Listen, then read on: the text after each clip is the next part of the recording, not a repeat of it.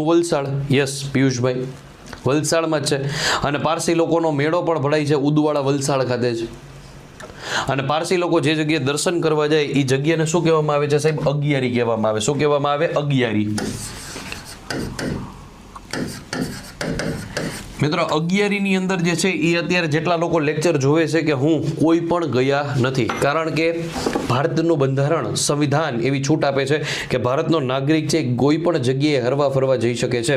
પણ મિત્રો અગિયારીનો નિયમ છે કે કોઈ પણ નોન પારસી વ્યક્તિ જે છે એ અગિયારીમાં જઈ શકતો નથી.